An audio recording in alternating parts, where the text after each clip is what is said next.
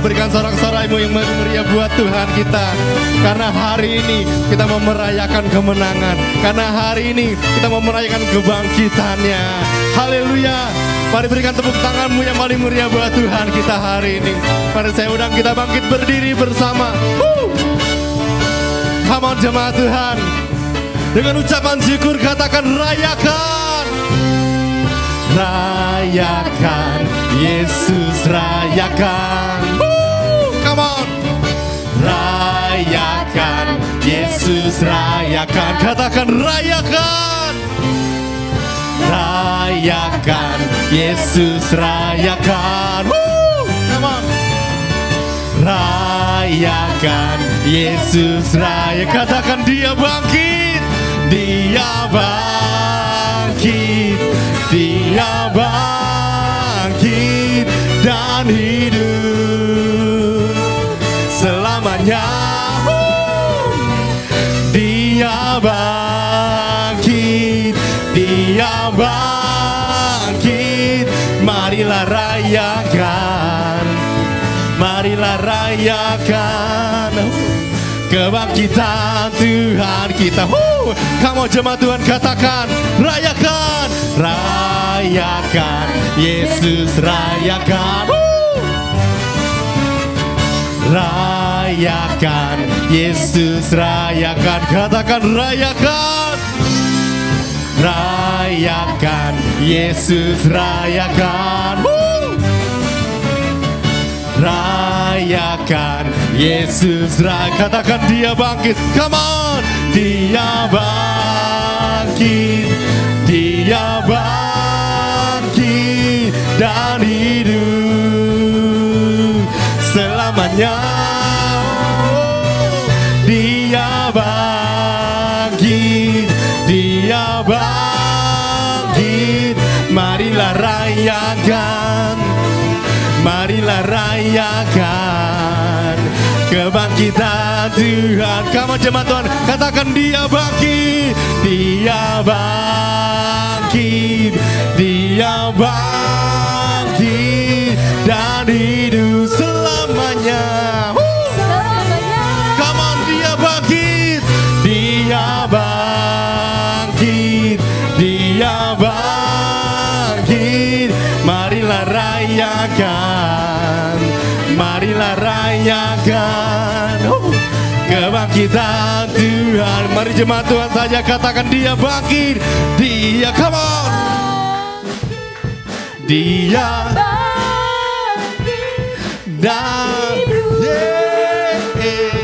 selamanya. Dia bangkit, dia bangkit, dia bangkit.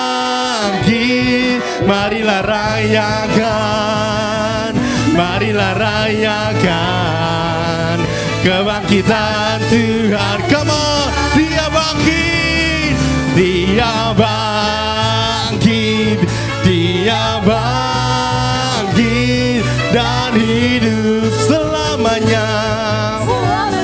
Oh, dia bangkit, dia bangkit. Marilah rayakan, marilah rayakan, marilah rayakan, marilah rayakan kebangkitan Tuhan kita. Berikan sorak-sorakmu yang paling meriah buat Tuhan kita. Haleluya. Haleluya, puji Tuhan. Dan mari kita semua tetap dalam hadirat Tuhan pada hari ini. Haleluya Tuhan. Ya Bapak Ibu, hari ini kita mau merayakan kemenangan yang Tuhan Yesus sudah menang atas maut. Dia sudah dibangkitkan dan menang atas maut.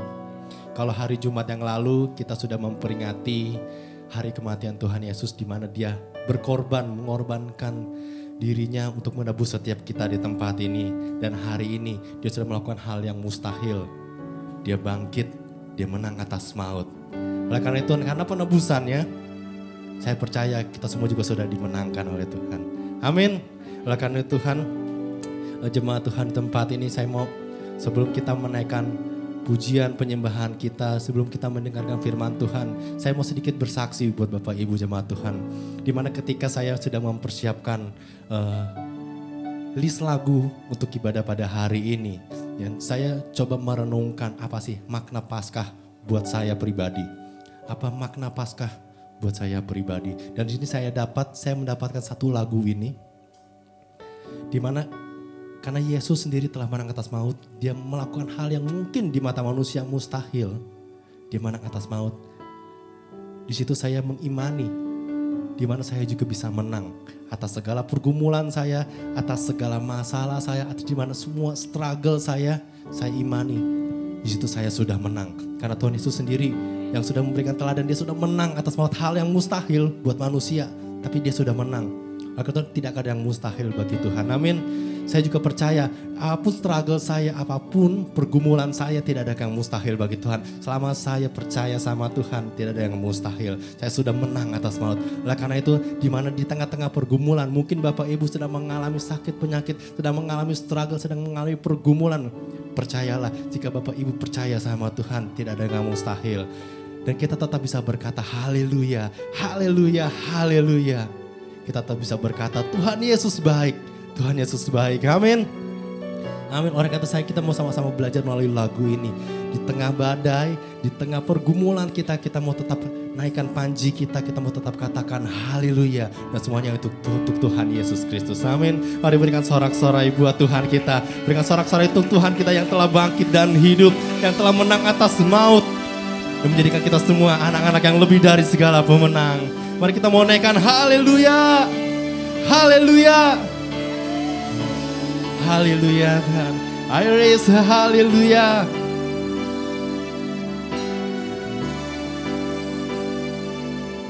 I raise a hallelujah in the presence of my enemies. Let's sing. I raise a hallelujah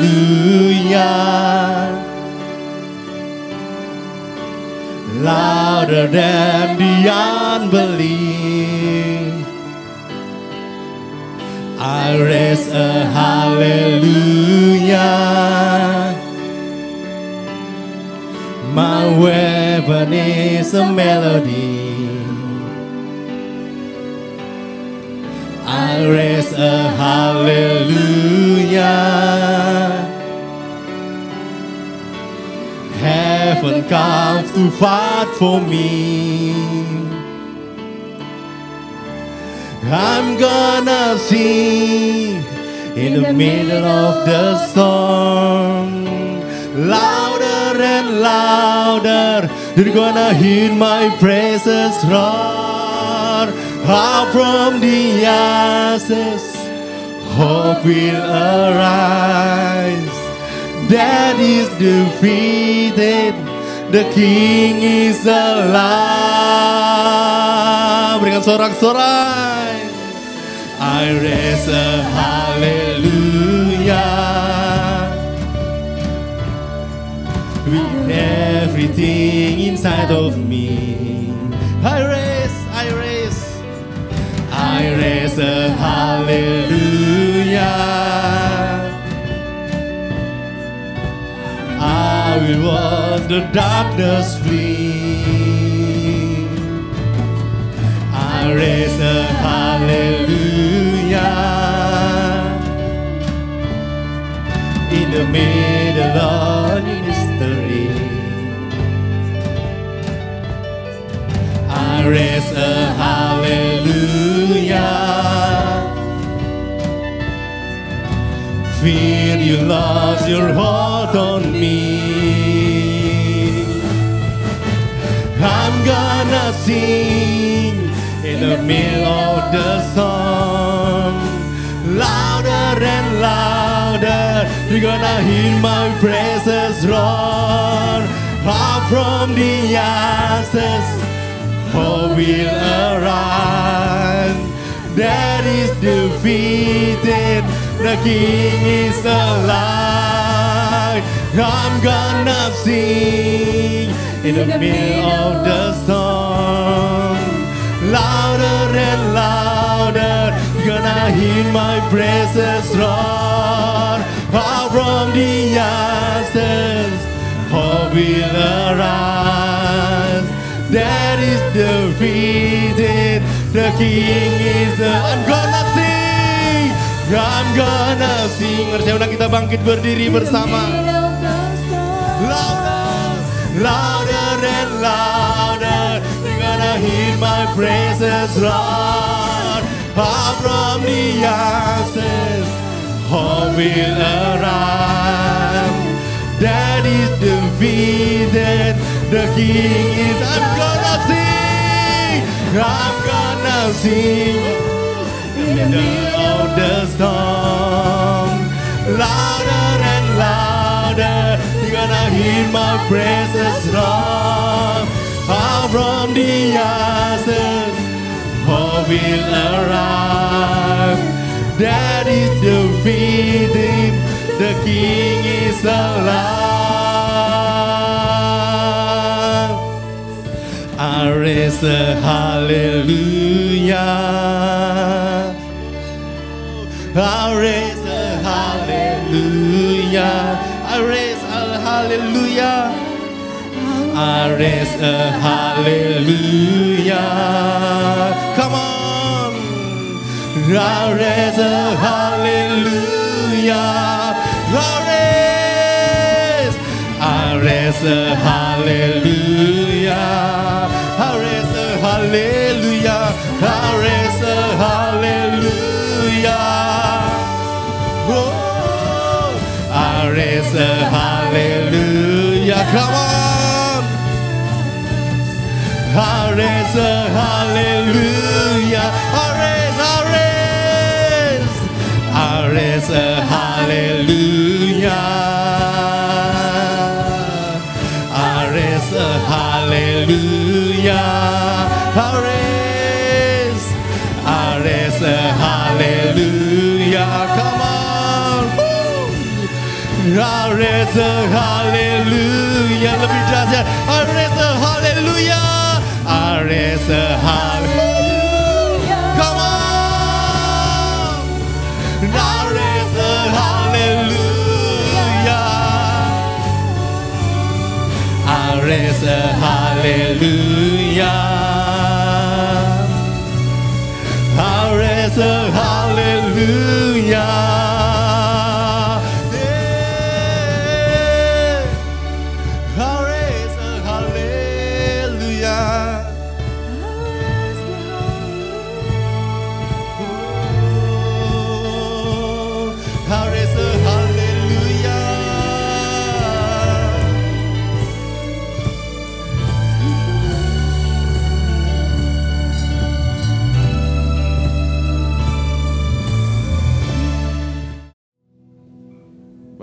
Kami sungguh bersyukur, kami sungguh bangga, kami sungguh bersuka cita.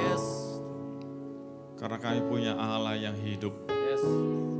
Tuhan kami bukan Tuhan yang mati. Kami tidak menyembah tokoh yang sudah mati. Kami tidak mengikuti tokoh yang tidak hidup. Tetapi kami bangga Tuhan, kami sungguh bangga. Kami punya Tuhan yang hidup. Tuhan yang sungguh mengasihi kami, yang memberikan segalanya buat kami, bahkan mau mati buat kami. Tetapi pada hari yang ketiga Engkau bangkit. Engkau mengalahkan iblis, mengalahkan segala kuasa jahat. Bahkan kami percaya Engkau mengalahkan segala masalah kami. Mengalahkan segala sakit penyakit kami. Dan kami percaya Tuhan, karena Engkau hidup. Karena Engkau hidup. Karena Engkau hidup. Kami punya hari esok. Ya Tuhan. Yes. Kami punya pengharapan yang pasti. Terima kasih Tuhan. Biar hari ini kembali kami diingatkan. Kami punya Allah yang hidup. Allah yang sungguh mengasihi kami. Dan kami gak mau hidup dalam kekalahan. Terima kasih Tuhan Yesus. Untuk setiap anak-anak-Mu yang sudah melayani. Untuk Ricky dan seluruh tim, berkati mereka makin dahsyat lagi. Juga untuk seluruh jemaat-Mu yang sudah hadir, Engkau juga berkati Tuhan. Kehadiran kami gak sia-sia.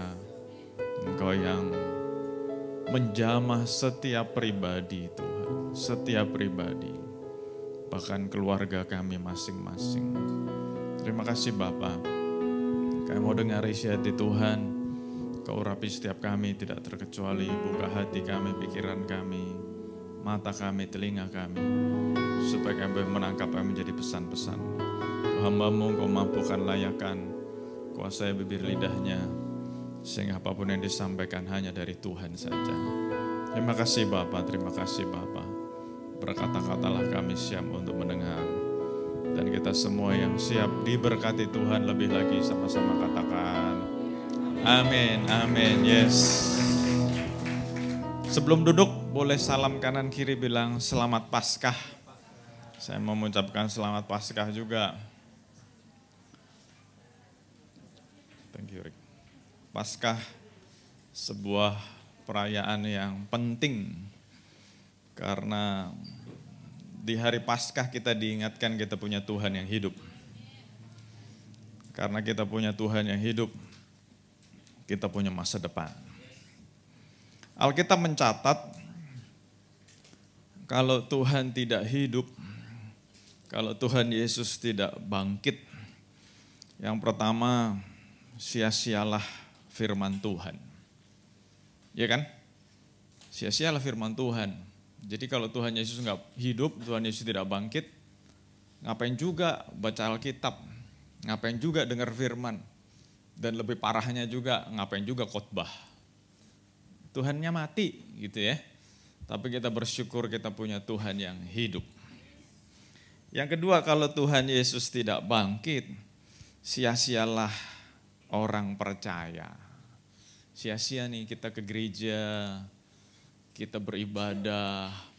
Kan kalau ditanyain, kenapa sih ke gereja? Kenapa sih beribadah? Kenapa sih setia sama Tuhan? Iya, karena di saat kita sakit, Tuhan sembuhkan. Di saat kita susah, Tuhan hiburkan. Tapi gimana kalau Tuhannya mati? Ya sia-sia. Dan kita bersyukur kita punya Tuhan yang hidup. Dan Alkitab lebih lagi mencatat, kalau Tuhan Yesus tidak bangkit, kita adalah orang yang paling malang. Kenapa paling malang? Ya kita punya harapan banyak, harapan besar, tapi semuanya sia-sia. Tapi kita bersyukur kita punya Tuhan Yesus yang hidup. Jadi saya percaya kalau kita merayakan Natal dengan penuh sukacita, kita mestinya juga merayakan Paskah dengan penuh sukacita. Karena kita merayakan kita punya Tuhan yang hidup. Oke, kita masuk dalam firman Tuhan. Semuanya siap dengar firman Tuhan? Ayatnya jelas, memang natur Allah adalah kasih. Jadi bukan cuma sifatnya, bukan cuma karakternya. Tapi memang Allah adalah kasih. Makanya waktu dikatakan begitu besar kasih Allah. Memang natur Allah adalah kasih. Secara alamiah Allah adalah kasih. Dan Allah mengasihi manusia begitu besar. Sehingga dia mengaruniakan the one and only. Satu-satunya. Betapa berharganya manusia sampai Allah mau mengaruniakan the one and only son. Itu kan membuktikan manusia ini begitu berharga di mata Tuhan. Nah, kalimat berikutnya itu bicara tentang invitation. Jadi yang pertama bicara tentang the ultimate love. Allah adalah kasih. Kasih yang besar banget, ultimate. Terus yang kedua sacrifice. Allah yang mau berkorban. Allah yang mau berkorban. Tadi lagu yang terakhir, let the incense arise. Itu dupa yang terus menyala. Itu bicara tentang pengorbanan. Ada dupa yang dibakar. Kalau dupa dibakar mengeluarkan bau yang harum. Nah tapi pengorbanan buat si dupanya. Kenapa? Dupanya lama-lama makan habis. Nah dalam perjanjian lama dupa itu harus menyala terus supaya ruang kudus itu berbau harum. Nah dalam perjanjian baru siapa dupa itu? Siapa dupa itu? Kita, bener. Kita, hidup kita harus dibakar terus. Harus mengalami pengorbanan terus. Supaya ada bau yang harum. Nah itu bicara tentang pengorbanan. Jadi kalau ngomong mengasihi, ngomong mencintai, ngomong sayang, ya sesuatu yang wajar kalau berkorban. Tapi kalau ngomong I love you, terus minta sesuatu, aku sayang loh sama kamu, makanya kamu traktirin aku dong. Salah itu definisinya salah. Sayang tapi kok minta gitu kan ya. Love is giving, not taking. Boleh ngomong sama-sama. Love is giving, not taking. Cinta itu memberi, bukan menuntut. Jadi kalau kita berkata, aku mengasihi Tuhan, tapi ngomong, berkati aku Tuhan, tolong aku Tuhan. Loh. Definisinya salah nih, mesti bertobat. Nah, kita lanjut. Ternyata the ultimate love, karena Allah kita adalah Allah yang kasih. Bukan karena sifatnya saja, tapi memang Allah adalah kasih. Terus kita lihat mengasihi konsekuensinya mau berkorban. Nah ayatnya nggak berhenti di situ. Di situ ada sebuah kalimat that whoever believes. Jadi ada sebuah invitation. Ada greatest invitation. Tuhan mengundang kita untuk menerima kasih ini. Karena Allah adalah kasih, Dia Allah yang berkorban dan Dia memberikan undangannya. Dia menanti-nanti. God is waiting for us to open our hearts. Tuhan menanti-nanti kita membuka hati. Ayatnya jelas Wahyu 3:20, lihat aku berdiri di muka pintu dan saya gak akan bosen-bosen ngomong. Ayat ini bukan buat orang yang belum percaya. Karena ayat ini ternyata ditujukan kepada jemaat Laodikia. Salah satu jemaat di kitab Wahyu, mereka sudah ngaku Kristen. Bahkan mereka sudah berjuang dalam kekristenan. Tetapi pesannya jelas, lihat aku berdiri di depan pintu dan mengetuk. Jadi waktu baca ayat ini saya diingatkan, banyak orang ngaku Kristen tapi belum buka hati. Jadi Kristennya cuman agama. Kristennya cuman ritual. Kristennya cuma ya udahlah, kalau warga negara Indonesia kan harus beragama, masa nggak punya agama? Jadi Jadi baru formalitas. Tapi hari-hari ini kita diingatkan, yuk kita mesti buka hati. Karena ini ada undangan Tuhan. Tuhan mengundang kita, Tuhan menantikan kita.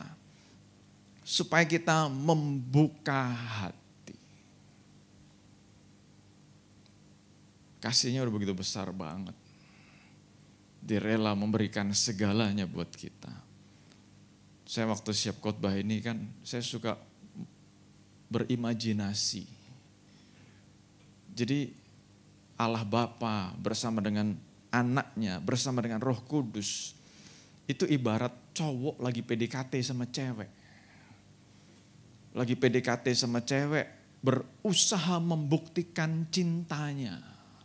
Berusaha membuktikan cintanya. Ceweknya pengen apa, dikasih. Tiap pagi bangun tidur, dikasih hadiah. Hadiahnya apa? Bisa nafas. Bisa beraktivitas dengan bebas. Ya kan? Jangan anggap itu sesuatu yang sederhana. Itu hadiah dari Tuhan. Kita gak usah bayar. Itu hadiah dari Tuhan. Cowok kalau lagi PDKT sama cewek kan tiap pagi bilang good morning, selamat pagi, cauan. Supaya ceweknya berasa diperhatiin. Nah Allah melakukan hal yang sama. Dia berusaha manusia nangkep ada sebuah cinta, ada sebuah perhatian. Nah, saya ngebayangin Tuhan itu kayak cowok yang lagi ngejar cewek. Ceweknya siapa? Ya kita. Wah, dikasih perhatian, minta apa, dikasih perhatian teruslah. Supaya sang cewek ini buka hati. Waktu cewek ini buka hati, wah ternyata enak ya dicintai itu. Bener gak cewek-cewek? Bener gak? Yang mangkut-mangkut, yang ngomong betul cuma sebagian. Yang lain masih takut-takut. Kenapa takut-takut? Zaman sekarang pastor banyak cowok lebih jahat dari buaya. Tau.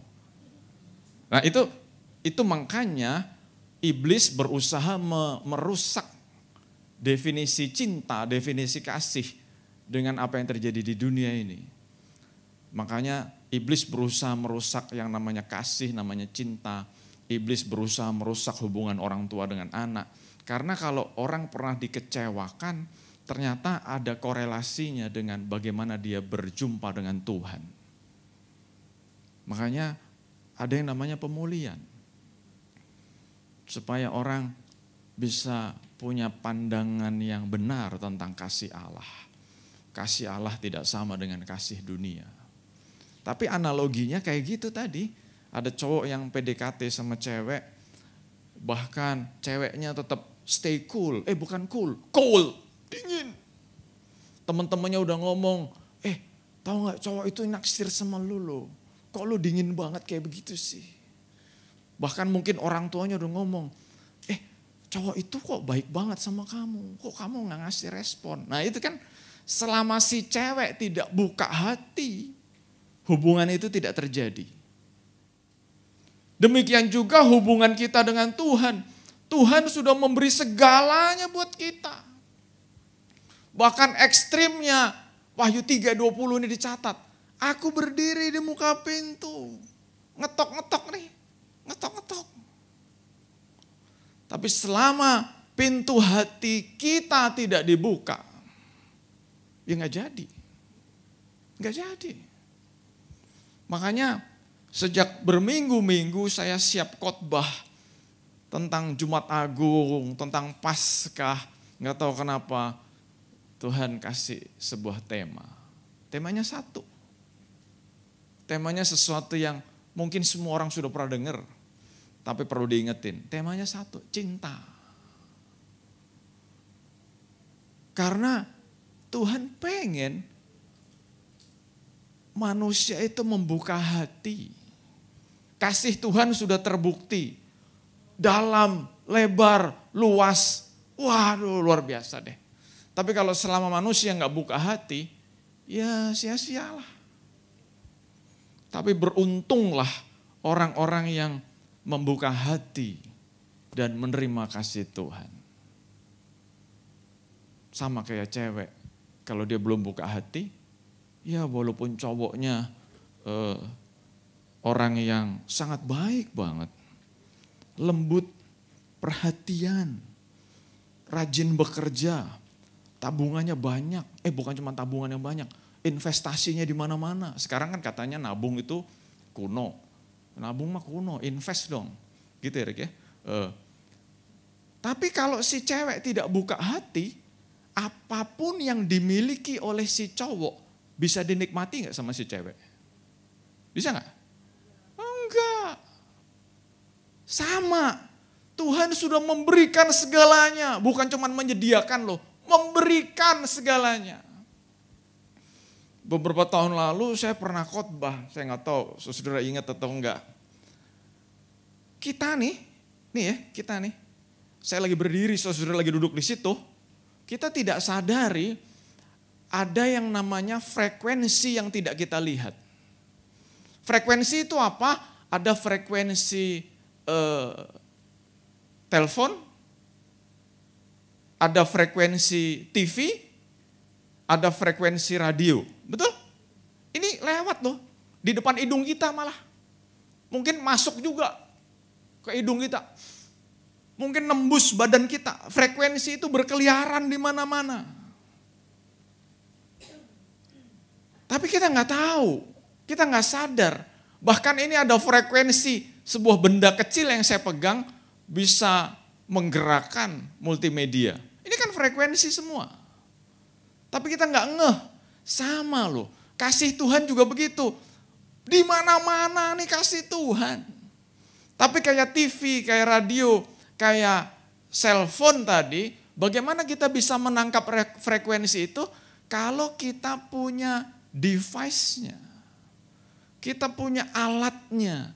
Kalau itu frekuensi TV, kita tangkap waktu kita punya TV. Kalau itu frekuensi internet, kita bisa tangkap kalau kita punya device yang membutuhkan internet. Kasih Tuhan ini, sekali lagi, bukan tersedia lagi, sudah diberi. Ini udah kemana-mana nih. Tapi ingat, kalau kita tidak punya receivernya, kita nggak sadar ada frekuensi itu. Nah kalau tadi ngomong signal, itu receivernya adalah benda mati, device. Tapi kasih Tuhan receivernya adalah waktu kita buka hati. Simple banget. Jadi hari ini saya pengen kita semua buka hati dan kita embrace. Saya bergumul loh, kata-katanya yang tepat apa ya? Sampai ngobrol sama Abigail, kata-kata yang tepat apa ya? Dan kita berdua sepakat, kata-katanya embrace itu yang paling bagus. Embrace itu bukan cuma buka hati, tapi kita memeluk kasih Tuhan. Kita memeluk kasih Tuhan. Jadi hari ini, yuk, hari-hari ini, bukan cuma hari ini, hari-hari ini saya pengen kita semua, khususnya ada di Hope Church, kita buka hati and embrace the love of God. Kita peluk kasih Tuhan itu. Yang mau katakan yes. Yang mau banget katakan yes. Enggak cuma mau, tapi harus jawab dengan passionate gitu loh. Gairah, aku mau Tuhan. Aku mau buka hati. Aku mau buka hati. Aku mau embrace, aku mau terima, aku mau peluk kasih Tuhan. Nah, buat hari ini saya mau sharing beberapa hal. Kalau kita embrace God's love, apa yang terjadi? Catat sungguh-sungguh, nanti setiap hari baca. Dan saya berdoa ini bisa menguatkan kita semua. Waktu kita buka hati dan kita embrace God's love dalam hidup kita, nomor satu, apa yang akan kita alami? Kita akan merasa I am loved by God. Aku dikasihi Tuhan. Aku dicintai Tuhan. Dan sekali lagi, kalau ngomong cinta, ini bukan sebuah ilmu. Jadi kalau ditanyain definisi cinta itu apa sih? Ya macam-macam definisi cinta. Kalau saudara ingat bertahun-tahun yang lalu saya pernah khotbah, saya memberi definisi cinta adalah mengusahakan yang terbaik buat orang yang kita cintai. Tapi definisi itu nggak relate juga, kenapa? Karena susah buat orang yang belum pernah merasa dicinta, susah ngerti. Tetapi waktu orang pernah merasa dicinta, dia akan ngerti. Cuma bedanya, kalau selama ini mungkin merasa dicinta oleh orang tua, wah enak banget lu dicinta sama orang tua. Yang setuju katakan yes. Enak gak dicinta sama orang tua? Enak. Terus apalagi kalau sudah mulai dewasa dan mulai lirik-lirik. Terus kita merasa dicintai oleh seseorang. Rasanya seneng gak? Enak gitu loh rasanya dicintai. Kemanapun kita pergi, kita akan merasa happy. Kenapa? Ada orang yang cinta sama aku. Ada yang sayang sama aku. Ada yang perhatian sama aku, perhatiin aku. Bangun tidur, belum sepenuhnya bangun nih. Tahu-tahu udah bau scrambled egg sama ham. Waduh, istri sudah di dapur nyediain breakfast, scrambled egg and ham. Terus bau kopi. Waduh, kenapa? Kenapa istri mau melakukan itu? Karena cinta. Dan kenapa saya merasa bukan scrambled egg-nya, bukan kopinya, bukan hamnya, tapi itu act of love, sebuah tindakan cinta. Nanti cowok-cowok bilang, tuh dengerin pastor tuh, ngomong sama ceweknya. Tiap pagi gue siapin scrambled egg, ham, and coffee dong. Enggak, setiap orang punya bentuk yang beda-beda kan. Jadi gak usah copy paste. Nah tapi ajaibnya, ini yang mencintai kita bukan manusia loh. Yang mencintai kita Allah, penguasa alam semesta. Segalanya takluk di bawah Allah kita. Yang mencintai kita Allah kita. Wah mestinya kita kegeerannya luar biasa. Senengnya luar biasa. Kenapa? Allah pencipta langit, bumi dan isinya. Allah penguasa segalanya. Itu sayang banget sama aku.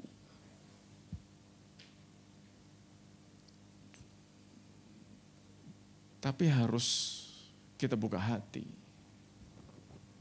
Orang yang belum buka hati gak bisa ngerti. Saya mau khotbah sampai besok juga. Aduh khotbah apa sih pastor. Tapi orang yang ngerti ini. Yang sudah buka hati. Sudah ngalamin cintanya Tuhan. Itu biasanya gak tahan. Syaratnya apa? Ya tadi buka hati. Keputusan ada di tangan saudara-saudara. Jadi waktu kita buka hati nomor 1, I am loved by God. Dan di situ ayatnya saya ketemu, we know dear brothers and sisters that God loves you and has chosen you to be His own people. Untuk menjadi umatnya. Bahasa anak-anak muda sekarang, untuk menjadi ordal. Ordal tau gak? Orang dalam. Kita nih ring dalamnya Tuhan, bukan orang asing. Ini kalau dikhotbahin panjang banget. Karena kita His own people, karena kita ordalnya Tuhan. Kita punya kedekatan yang luar biasa. Makanya saya suka kata-kata itu. Christianity is not a religion. Kekristenan itu bukan agama. Christianity is a relationship. Sebuah hubungan antara Tuhan dengan manusia. Kenapa? Saya nggak jelek-jelekin agama lain ya. Anyway ini kan juga disiarin di YouTube. Tapi waktu saya belajar agama lain, saya hanya menemukan hanya agama Kristen yang Tuhannya berusaha membangun hubungan dengan umatnya. Agama lain umat dengan Allahnya tuh jauh banget. Hanya kekristenan yang Tuhannya approach, mendekati manusia. Kenapa? Karena hanya kekristenan yang Tuhannya mau menjalin hubungan dengan umatnya.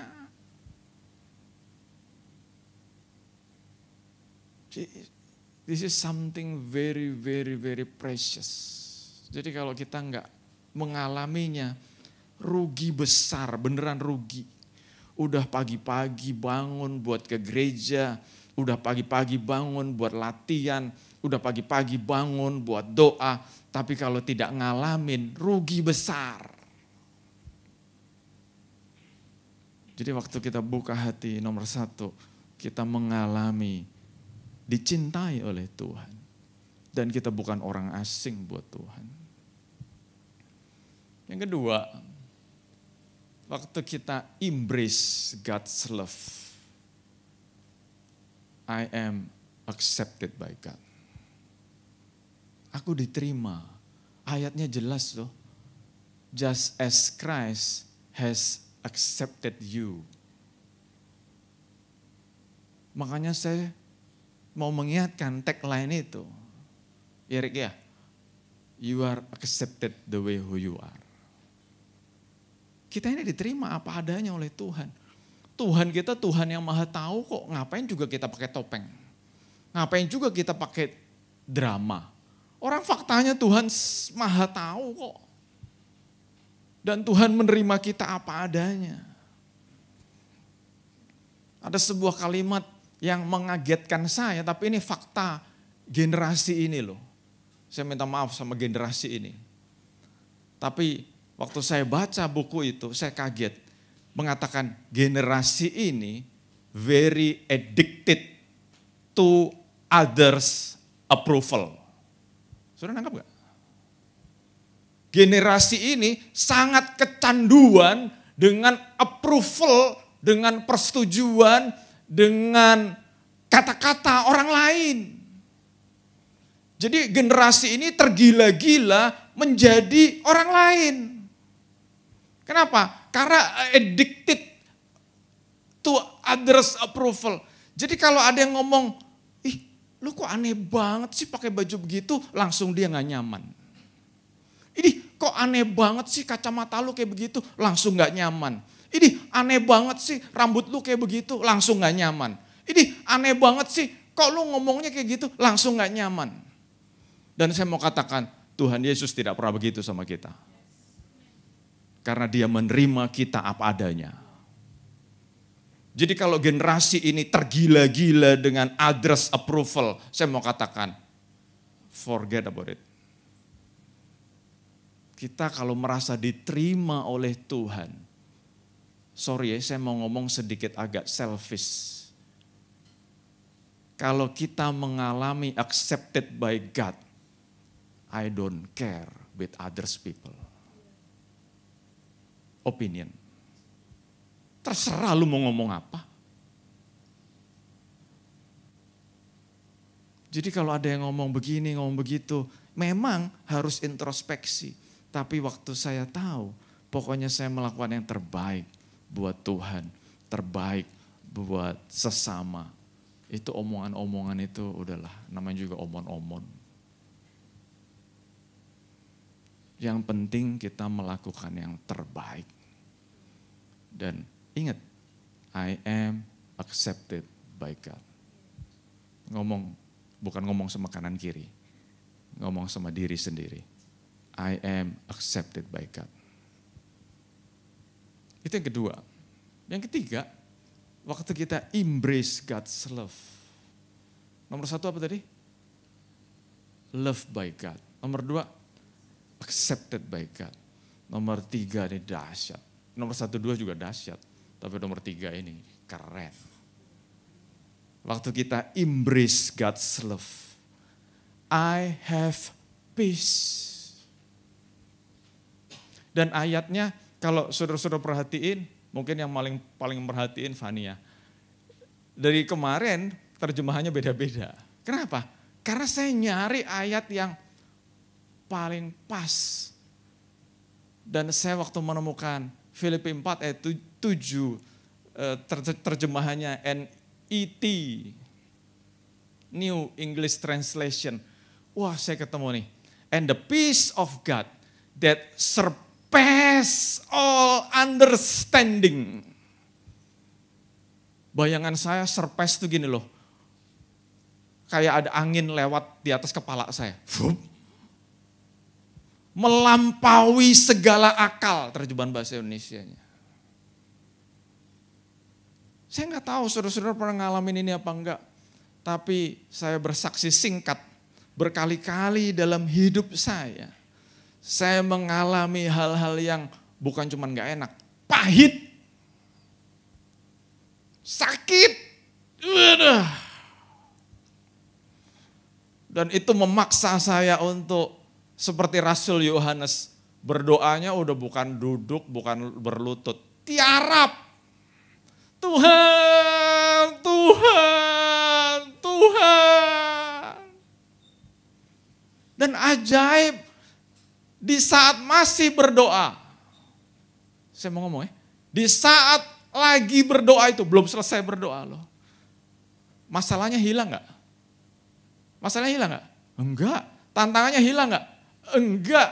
Tapi ajaib, ada damai sejahtera yang melampaui segala akal.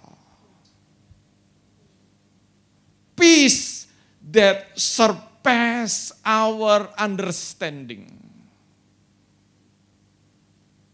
Jadi berkali-kali orang tuh ngomong sama saya, enak ya Pak Nathan, gak punya masalah, enak ya hidupnya lancar-lancar aja. Saya dalam hati, lu mau gue curhatin apa? Terus saya nanya, kenapa Pak, kenapa Bu, kenapa Koh, kenapa Cik, kenapa Om, kenapa Tante bisa ngomong begitu? Iya, ngelihat wajahnya sukacita terus, muda terus, keren terus. Setuju gak? Pastor Dina ketawa. Ya terserah kan, gak apa-apa juga. Ketawa, namanya orang happy mesti dilarang. Dan waktu siap khotbah ini saya tahu, karena saya mengalami peace of God that surpass all understanding. Dan ayatnya ngomong, that will guard your hearts and your mind. Yang akan menjaga hati dan pikiranku. Jadi enak banget enggak kalau kita embrace God's love? Sekali lagi saya ngomong ya, saya ngomong terus biar nancep. Bukan cuma di hati, bukan cuma di pikiran aja. Sampai ke sumsum tulang belakang. Jangan bangga jadi orang Kristen. Karena apa? Faktanya banyak orang Kristen yang baru beragama Kristen. Belum buka hati buat kasih Tuhan. Makanya hidupnya kalah melulu. Makanya hidupnya tiarap melulu. Hari-hari ini Tuhan ngingetin kita semua. Bukan cuma ngingetin saya, ngingetin kita semua. Buka hati. Kita akan merasa dicintai. Siapa yang mencintai? Allah, pencipta langit dan bumi. Kita akan merasa diterima. Siapa yang menerima kita? Allah, penguasa langit bumi. Keren banget ya. Saudara kalau diterima oleh orang hebat aja bangganya luar biasa. Tapi ini yang menerima kita bukan cuma orang hebat. Allah. Dan yang ketiga, kita akan mengalami peace, damai sejahtera yang melampaui segala akal. Nomor berapa sekarang? 4. Wah, ini dia. No failure, no sin can stop us. Tidak ada kegagalan, tidak ada dosa yang bisa menghentikan kita. Begitu banyak orang sadar, aku pernah gagal, aku pernah dosa, aku pernah jatuh, terus hidupnya jadi minder. Nah itu tipuan si jahat. Si jahat selalu mendakwa kita ngomong, kamu kan pernah begini, kamu pernah begini, kamu sudah tidak layak. Pernah gak ada yang dengar suara kayak begitu? Kalau ada yang pernah dengar suara begitu, hari ini jawabannya. Dan saya mau katakan, nobody's perfect. Setiap manusia pernah bikin salah. Setiap manusia pernah gagal. Setiap manusia pernah jatuh. Dan iblis menggunakan itu untuk mengalahkan kita. Dan firman Tuhan hari ini mengatakan kepada kita, kalau kita embrace God's love, no failure, no sin can stop us. Tidak ada dosa, tidak ada kegagalan yang bisa menghentikan kita. Ayatnya jelas dalam kitab Mika 7 pasal 8. Though I have fallen, I will get up. Walaupun aku pernah jatuh. Dan Tuhan ngomong, bangun. Aku tahu kamu pernah jatuh. Bangun. Dan hari ini Tuhan ngomong sama saudara-saudara. Tuhan tahu saudara-saudara pernah jatuh. But this is the time to get up. Bangun. Jangan merasa, aduh aku gak layak. Aduh aku gak layak. Aku gak bisa, aku gak kudus, aku gak layak. Dulu kita tidak layak. Dan tadi gak sengaja saya udah ngomong. Tuhan bukan hanya cover my sin. Kalau cover my sin, sinnya masih ada kan? Tuhan bukan cuma cover my sin. Tuhan menghapus dosa kita. Di mata Tuhan, kita sudah bukan orang berdosa lagi. Ia sendiri telah memikul dosa kita. 1 Petrus 2:24. Dahsyat ya, kalau kita embrace God's love tuh dahsyat banget ya. Dahsyat enggak? Dicintai, diterima, ada damai sejahtera. Terus no failure, no sin can stop us. Kalau dulu kita pernah gagal, kalau dulu kita pernah jatuh,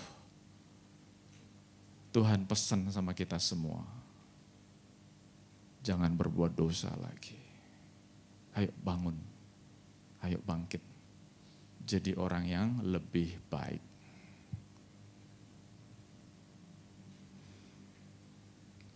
Masih mau lanjut?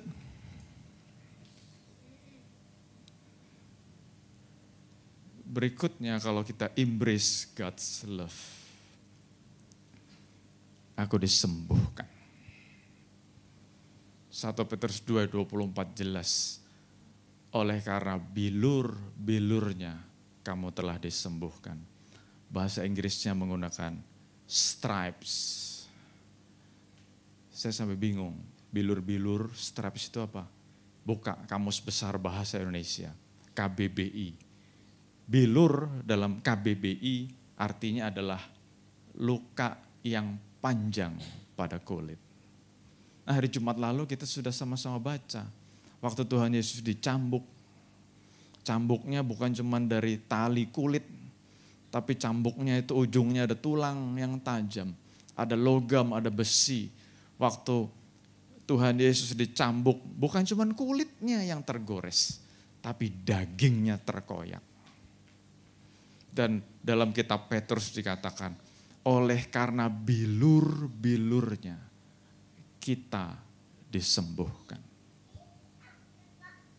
Jadi kalau saudara hari-hari ini lagi punya sakit, ingat, waktu kita buka hati buat Tuhan, salah satu janji Tuhan adalah aku disembuhkan. Disembuhkan bicara tentang penyakit fisik doang, tapi juga disembuhkan bicara juga tentang hati kita yang terluka disembuhkan. Tuhan juga menyembuhkan hubungan-hubungan yang rusak. Tuhan menyembuhkan, merekonsiliasi hubungan yang rusak. Antara suami istri, antara orang tua dengan anak, antara saudara-saudara kandung. Tuhan memulihkan itu. Asal kita buka hati buat Tuhan. Embrace God's love. Next. Udah nomor berapa tadi? Masa sih? Berikutnya, waktu kita embrace God's love. Siap mau lihat yang berikutnya? Siap mau lihat yang berikutnya? Yang siap kata dia.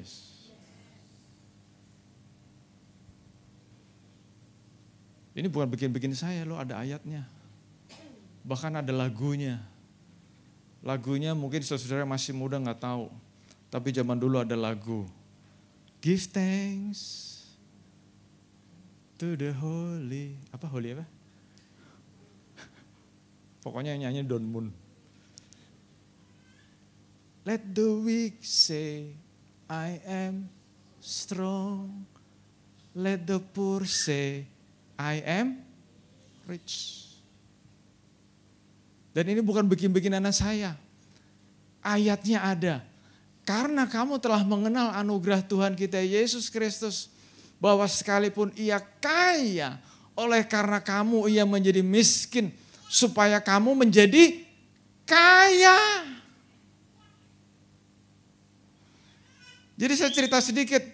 Tuhan rela lahir menjadi manusia yang miskin. Waktu lahir ditolak oleh orang-orang. Mau cari penginapan ditolak. Mau cari hotel ditolak. Mau cari resort ditolak. Mau cari rumah orang ditolak. Tapi yang menerima dia lahir di kandang domba. Terus dari hari ke hari sampai Tuhan Yesus ngomong, burung punya sangkarnya. Binatang punya kandangnya. Tapi anak manusia gak punya tempat untuk meletakkan kepalanya. Aduh, kasihan banget loh. Dia mau menunjukkan seorang Allah yang lahir di bumi. Tapi dia rela menanggalkan kealahannya. Menanggalkan kemuliaannya. Menanggalkan kemuliaannya, kekayaannya. Supaya apa? Supaya kita yang embrace God's love itu mengalami kekayaan dari Allah. Jadi Tuhan Yesus rela. Dia lahir miskin, dia hidup miskin. Bahkan dia hidup di masa orang Yahudi dijajah oleh bangsa Roma. Orang kalau dijajah nggak punya daya. Kemerdekaannya hilang.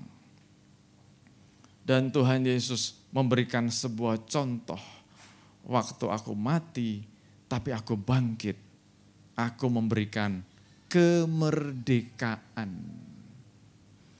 Jadi waktu saya baca ayat ini, pelajari, bicara tentang kaya, jangan buru-buru ngomong tentang materi. Tapi nomor satu kaya, itu bicara tentang mindset, paradigma. Orang kalau punya duit, punya aset, punya properti, tapi kalau paradigmanya tetap miskin, salah satu sifatnya adalah pelit. Saya nggak nyindir siapa-siapa ya. Hartanya banyak. Terus kalau dimintain bantuan, dimintain apapun, dikotbahin persembahan, setidaknya ada dua pandangan yang timbul di kepalanya. Enak aja lu minta-minta. Gua ini punya ini karena gua kerja keras. Makanya kalau ada orang susah, makanya jangan males, kerja yang benar. Nah, orang yang punya pandangan begitu dia lupa bahwa segalanya yang kita miliki itu bukan punya kita. Itu semua dari Tuhan. Kita bukan pemilik, hanya pengelola. Jadi kalau ada yang mikir, aku bisa kayak begini karena kerja. Orang yang hidupnya susah karena males, syukurin lu. Jadi kalau diminta tolong, enak aja, kerja dong. Dia lupa, segalanya berasal dari Tuhan. Yang kedua, kalau orang dikotbahin persembahan, dikotbahin membantu yang lain, dia ngomong, enak aja loh, gua dulu pernah miskin dan sekarang gua gak mau miskin lagi. Makanya gua gak mau bantu orang. Jadi kalau ada yang mikir begitu, terbukti bahwa dia masih miskin.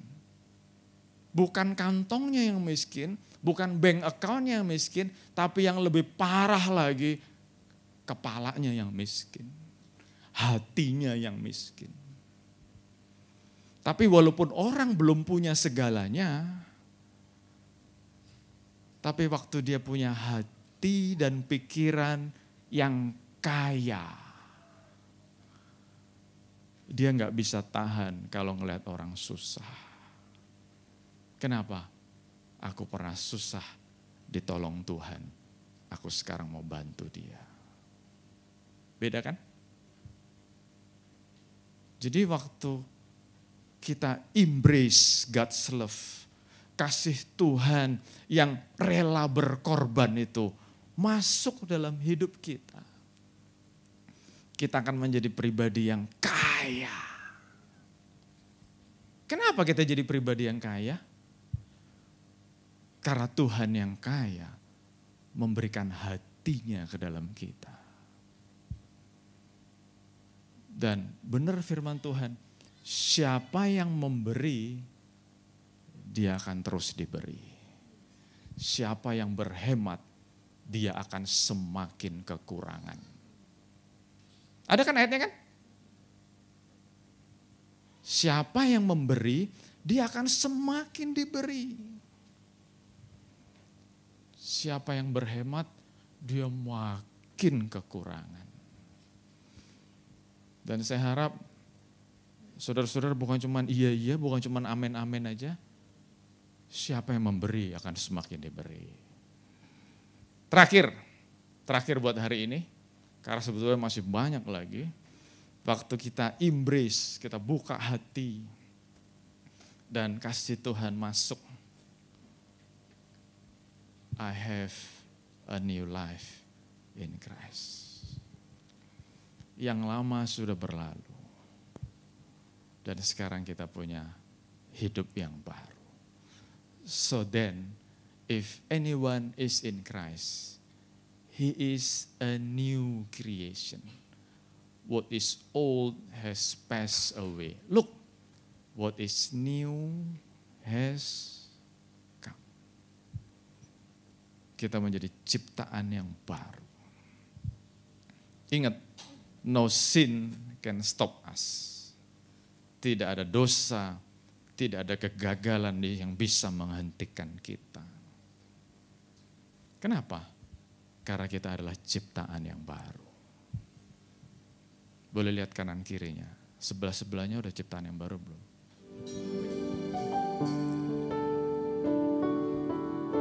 Saudara-saudara yang dikasihi Tuhan, undangan Tuhan tetap berlaku sampai hari ini.